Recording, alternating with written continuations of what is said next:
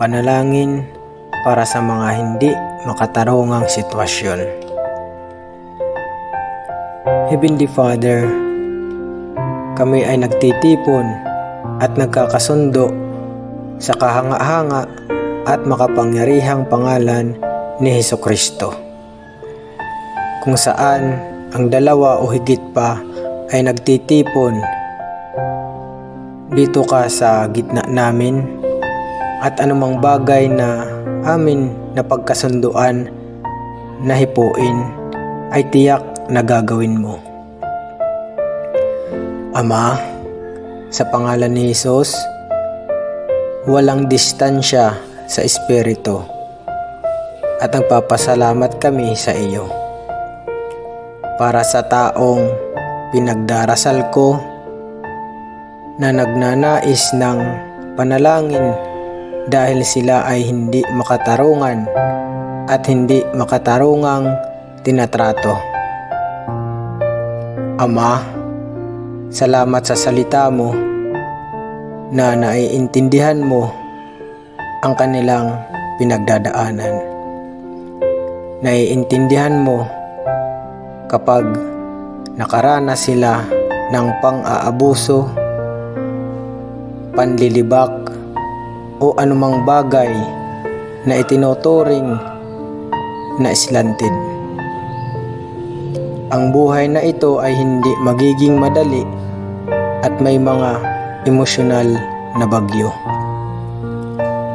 Maaaring mahirap sisihin ang isang bagay na hindi nila nagawa.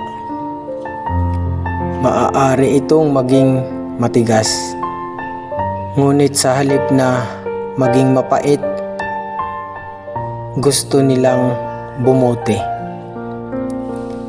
Sa halip na maging walang puso, mangyaring hayaan ang iyong pag-ibig na bumula sa loob nila at umapaw sa sitwasyong kinakaharap nila, in Jesus' name. Ang mahalin ang hindi kaibig-ibig at manirahan sa isang lugar ng supernatural na kapayapaan ay imposible sa kanilang sarili.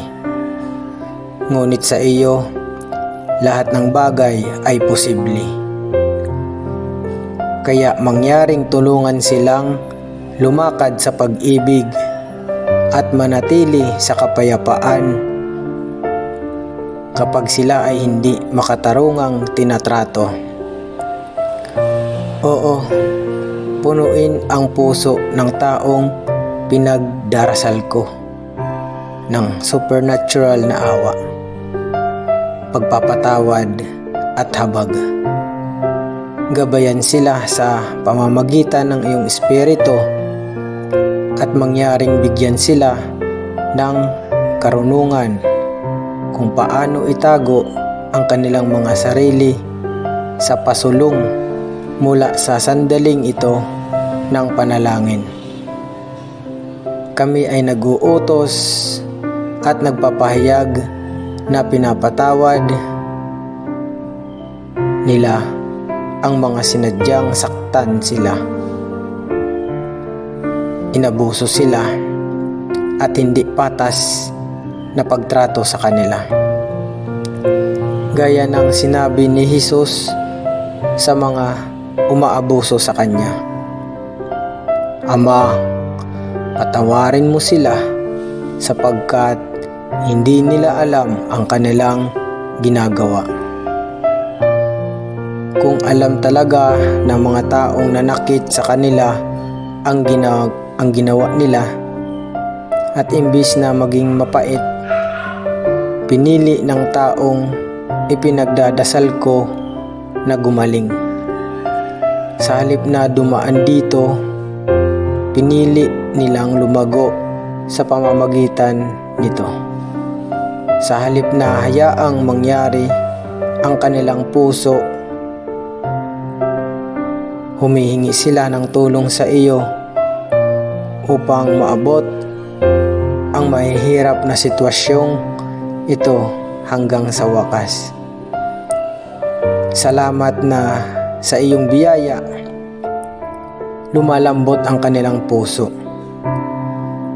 Father God, hinihiling namin na ang lahat ng hindi makatarungang ninakaw o kinuha sa kanila ay ibalik sa kanila. Nagsasalita kami ng pagpapagaling at pagpapanumbalik sa kanilang reputasyon at kanilang buhay. Tinatawag namin ang lahat ng maluwag na dulo na nakatali sa hindi makatarungan at hindi patas na sitwasyon. Sa pamamagitan ng iyong biyaya, tinutulungan mo silang magpatawad at magpatuloy ng may karunungan.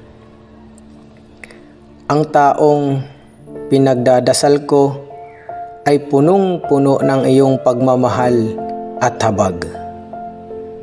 Sa sandaling ito ng panalangin, pinipili nilang patawarin ang mga nakasakit sa kanila.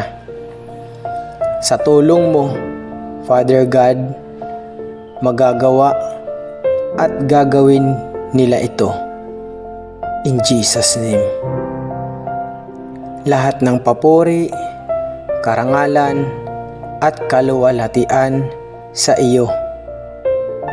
Naniniwala kami at tinatanggap namin ang lahat ng aming ipinagdasal at binibigyan ka ng kaluwalhatian ng maaga para sa panalangin ito at sinasagot. In the wonderful and precious name of Jesus Christ we pray. Amen. Thank you, Father God. Thank you, Lord Jesus Christ. Thank you, Holy Spirit.